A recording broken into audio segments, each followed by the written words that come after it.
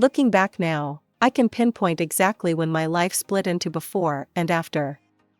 I was 16 when my parents sat me down in our small living room and told me they were getting divorced. No drama, no screaming matches, just two people who'd fallen out of love and wanted different things in life. I remember being surprisingly okay with it. Maybe because they handled it so maturely, or maybe because I'd seen it coming in the small ways: fewer family dinners, parallel lives under one roof. Dad moved into a nice apartment across town, and I spent every other weekend with him. We'd order pizza and watch bad sci-fi movies, just like we always had. But then Mom met Robert. Just a year after the divorce, she came home practically floating. "Lucy, I've met someone special," she announced over breakfast. "He's got a daughter about 10 years old. Wouldn't it be nice to have a sister?" I forced a smile and pushed my cereal around the bowl.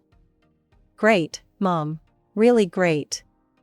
Within months, they were married, and Robert and his daughter Sarah moved into our house. That's when the trouble started. Sarah, with her designer clothes and perfect little girl curls, looked like an angel in front of the adults. But the moment they turned away, she was a different person. It started small, my favorite sweater somehow ending up in the washing machine with red socks, my homework mysteriously getting coffee stains. Robert wasn't much better. He'd make little comments, always just on the edge of rude.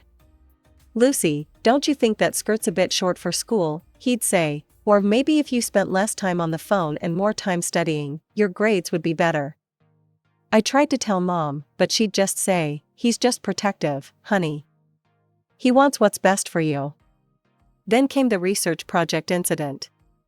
I'd spent weeks working on it: interviews, data collection, everything.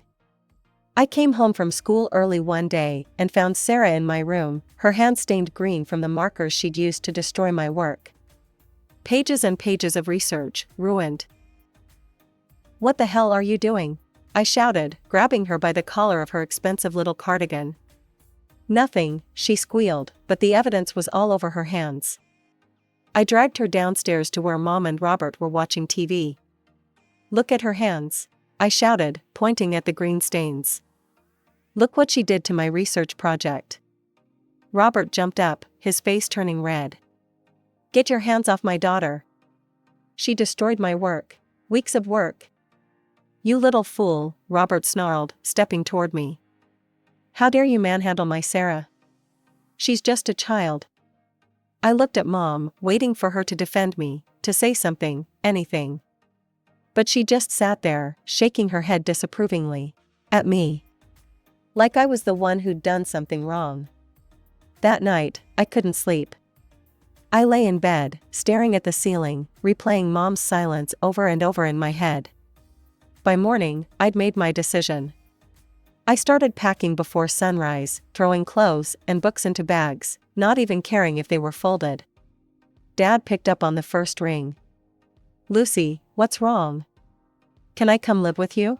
My voice cracked. "Please?" "Of course, sweetheart. I'll be there in 20 minutes.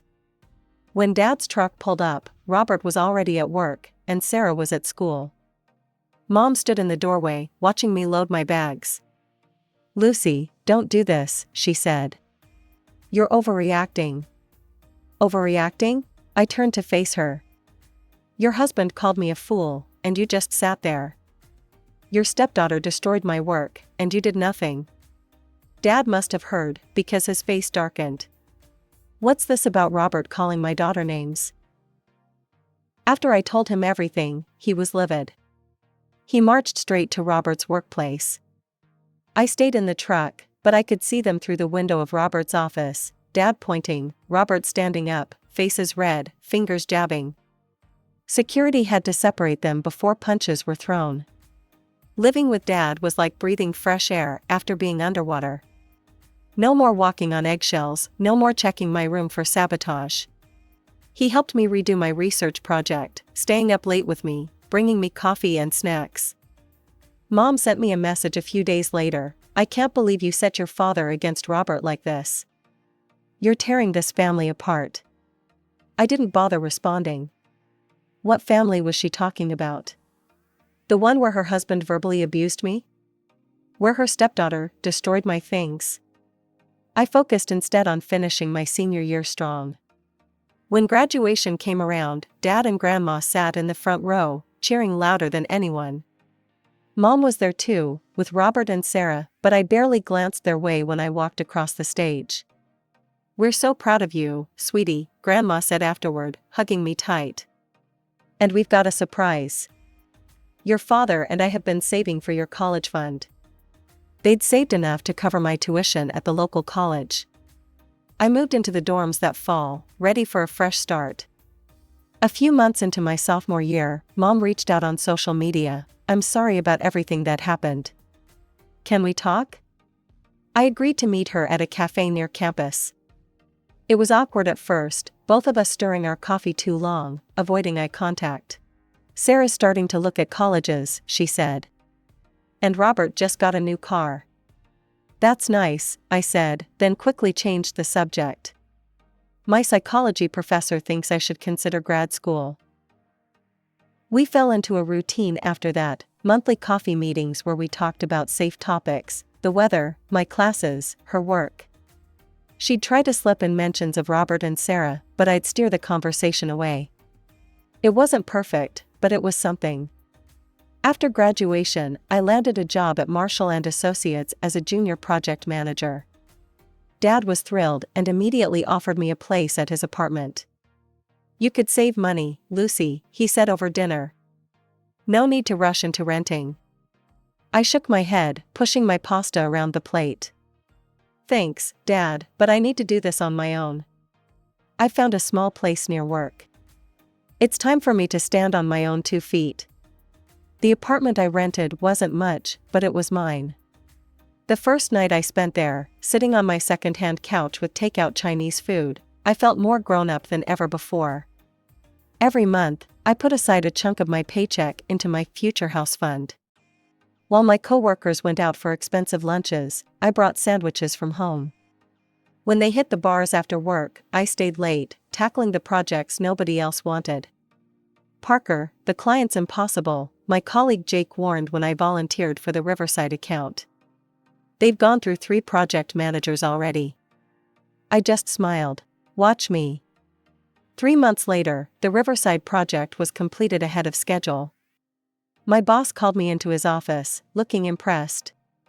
"Lucy, I've got to say, you've exceeded all expectations," he said, sliding a bonus check across his desk. "Keep this up, and you're going places in this company." The quarterly bonuses started rolling in, and they weren't small. Every cent went straight into my savings account. My coworkers thought I was crazy, passing up happy hours and weekend trips.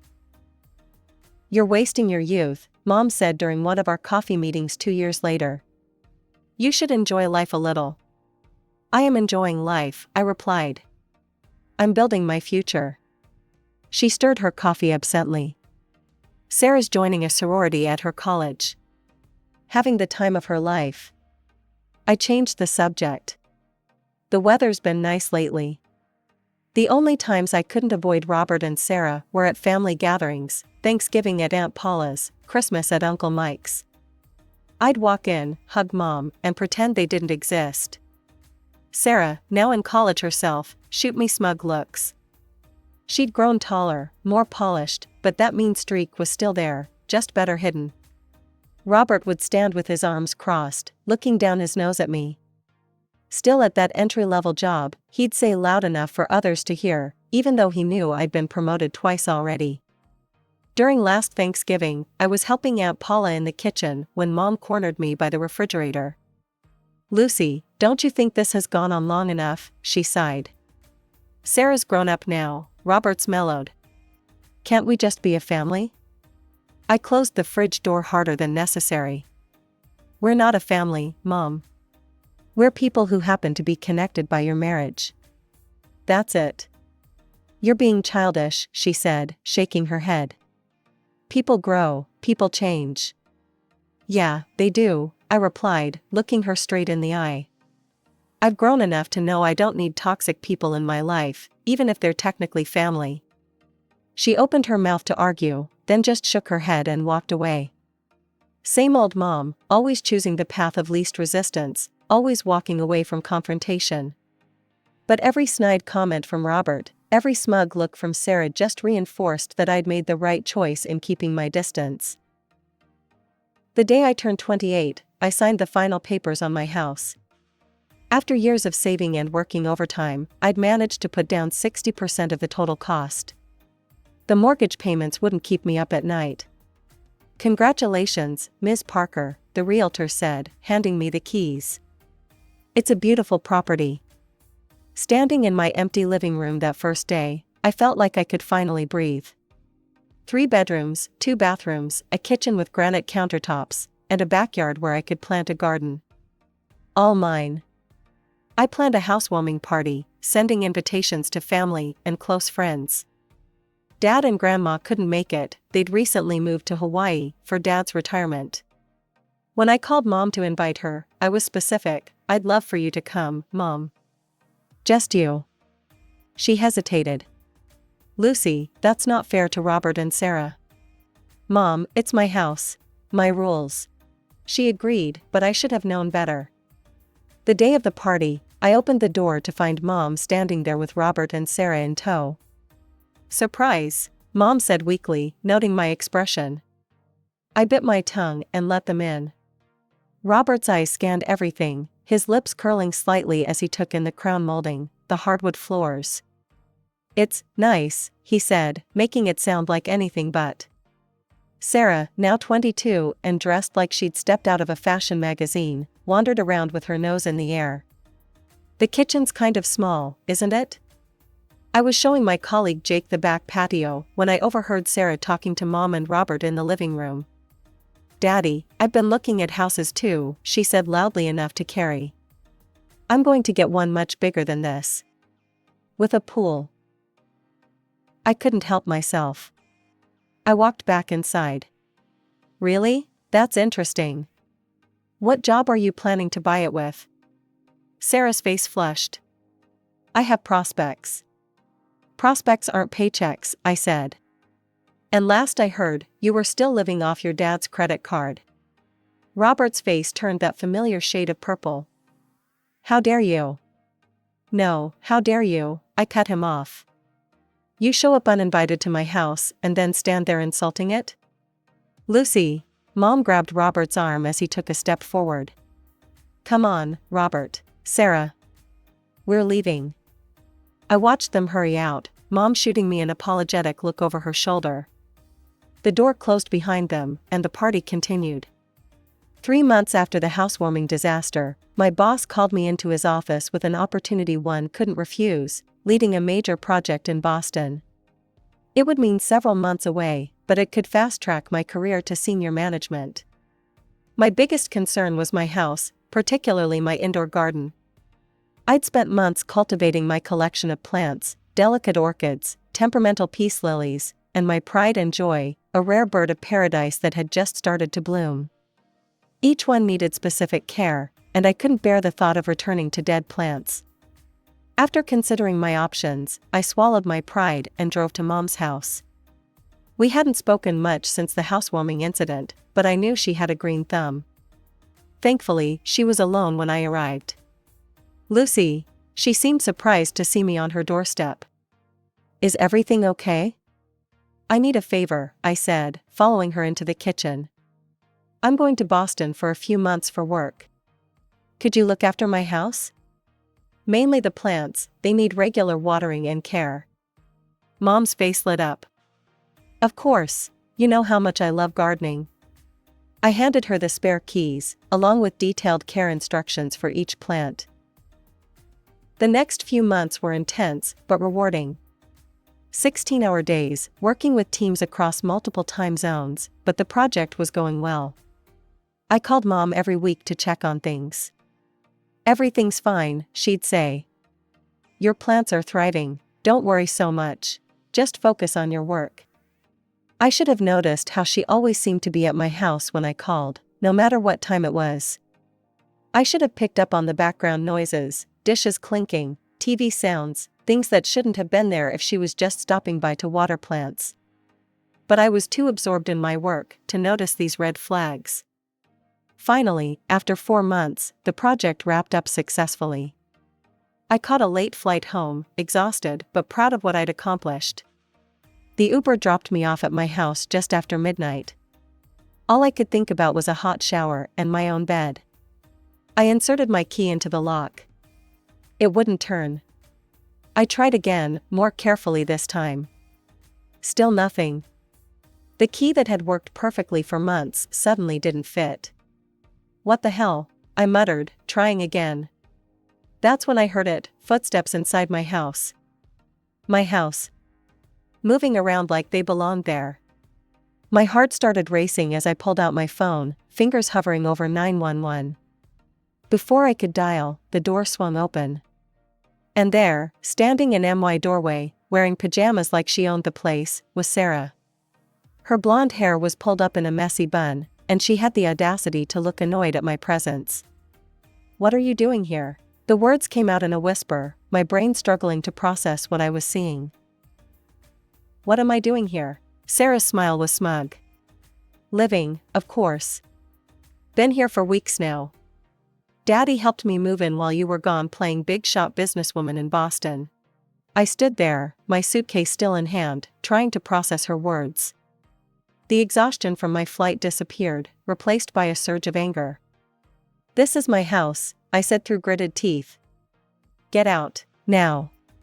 Sarah leaned against my doorframe, and examined her manicured nails. "Yeah, that's not happening.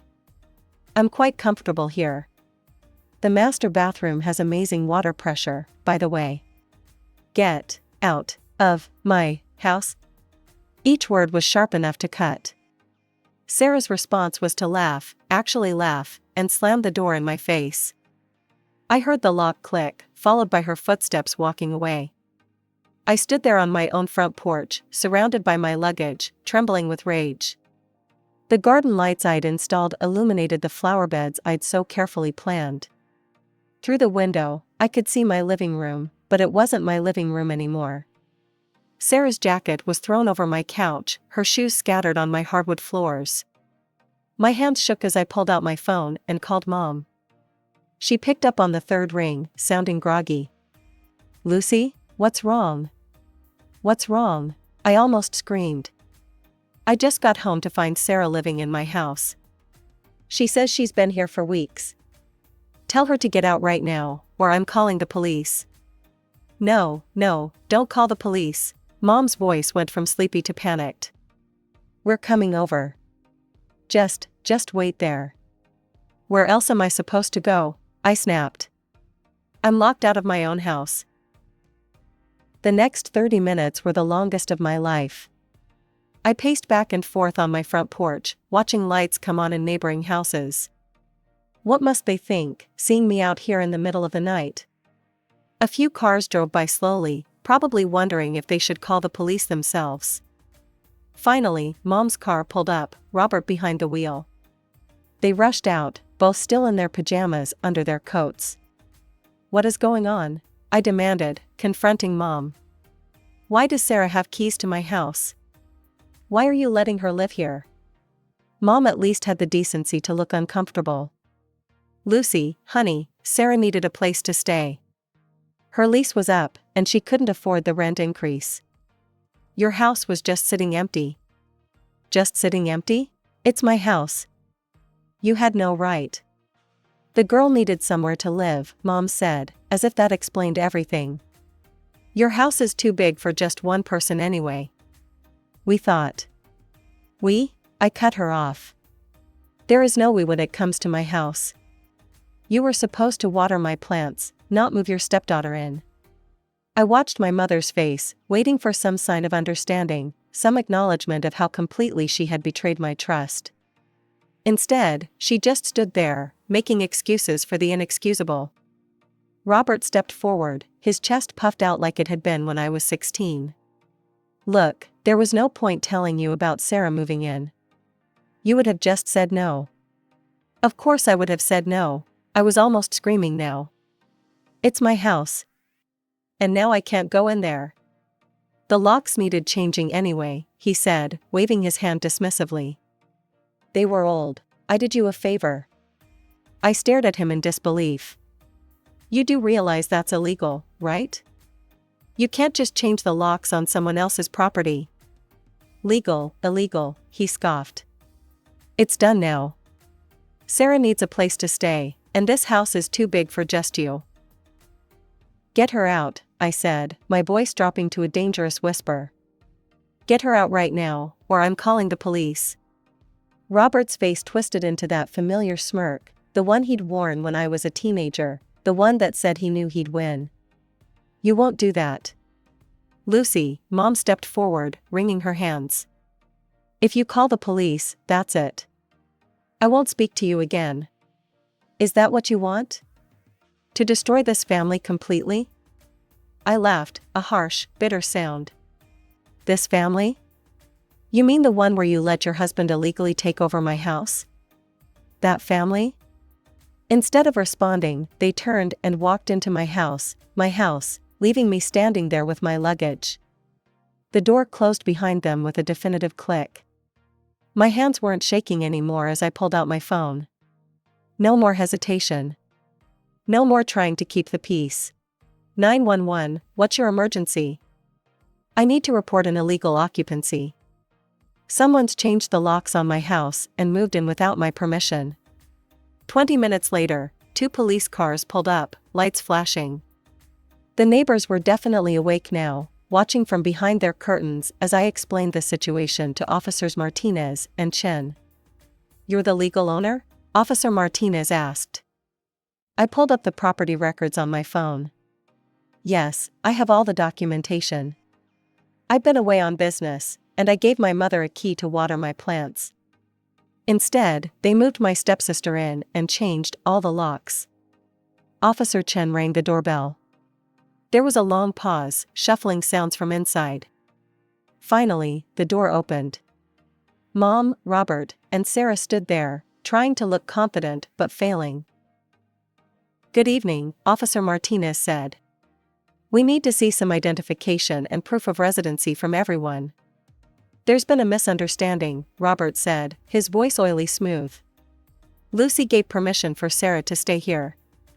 They had a falling out, and now she's trying to cause trouble. That's a lie, I cut in. I never gave permission. They took advantage while I was away on business. Ask them about the locks, they'll admit they changed them without my knowledge. The old locks were faulty, Robert started. So you acknowledge changing the locks without the homeowner's permission? Officer Chen interrupted, making notes. Sarah stepped forward, her earlier smugness replaced by fear. Daddy said it would be okay. He said Lucy wouldn't mind once she got used to the idea. Sir, changing locks on someone else's property and occupying their home without permission constitutes illegal entry, Officer Martinez said, looking directly at Robert. We're going to have to take you and your daughter to the station. I watched in silence as the officers led them to the patrol car. Sarah looked smaller somehow, younger, like that 10-year-old girl who'd first walked into my life. Robert's face was purple with rage, but for once, he kept his mouth shut. Mom stood on the porch, trembling. As the patrol car pulled away, she turned to me with such hatred in her eyes that I almost took a step back. From this day forward, she said, her voice shaking, you are no longer my daughter. How could you do this to your own family? I felt strangely calm as I looked at her, this woman who had chosen everyone else over me for the past 12 years. Mom, I said quietly, you made it clear a long time ago that they were your real family. The day Sarah destroyed my research and you sat there in silence. The day Robert called me names and you looked away. Every time you asked me to be the bigger person while they treated me like dirt. You chose them. Over and over and over again. She opened her mouth to argue, then closed it again. Without another word, she walked to her car and drove away. I spent the rest of the night sitting in my living room, surrounded by Sarah's things, designer clothes thrown over my furniture, her photos stuck to my fridge, her toiletries cluttering my bathroom. In the morning, I called a locksmith and had every lock in the house changed. The police called later that day. They wanted to know if I would press charges. No, I said after a long pause. Just make sure they understand they're not allowed on my property again. I hired a cleaning service to pack up Sarah's belongings and had them delivered to Mom's house. Then I spent a weekend cleaning every inch of my home, erasing all traces of their presence. Most of my plants had died from neglect, even the bird of paradise was brown and withered. I threw them all out and started fresh. That was 3 months ago. Mom tried calling once, but I didn't pick up. Robert sent a threatening email about suing me for Sarah's emotional distress, which I forwarded to my lawyer without responding. Sarah posted some vague social media rants about toxic people who pretend to be victims, but I blocked her accounts. Last week, I ran into Aunt Paula at the grocery store. She tried to tell me that Mom was struggling with our estrangement, that I should reach out, try to make peace. Some bridges, I told her, need to stay burned. I'm sleeping better these days. My new plants are thriving in the sunlight that streams through my windows. Dad and Grandma call regularly from Hawaii, and I'm planning to visit them next month. Sometimes I catch myself reaching for the phone to call Mom, out of habit more than anything else. But then I remember that night on my porch, locked out of my own home, and the urge passes.